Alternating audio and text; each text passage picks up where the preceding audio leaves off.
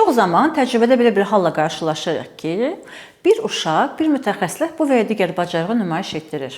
Amma gəl gör ki, gündəlik həyatda öyrəndiyi heç bir bacarığı tətbiq edə bilmir. Bunun əslində müxtəlif səbəbləri vardır ki, bu səbəblərdən biri uşaqda yanlış formalaşdırılan stimuli kontroldür. Yəni, bir uşaq bu və ya digər bacarığı sırf bir şərtlərlə və yaxud da ki, bir materialla öyrənməyə və tətbiq etməyə alışıbdır. Halbuki, bir mütəxəssis proqram yazarkən generalizasiya şərtlərini mütləq qaydada nəzərə almalıdır. Yəni, stimullara görə, insanlara görə, müxtəlif situasiyalara görə, həyat şərtlərinə uyğun olaraq öncədən generalizasiyanın nə şəkildə aparılmasını ailə ilə müzakirə etməli və bunu tətbiq etməlidir. Çox zaman buna görə ailələrə ev tapşırığı verilir ki, uşaq bu və ya digər bacarığı mütəxəssisin yanına tətbiq etdikdə gündəlik həyatda da tətbiq edir.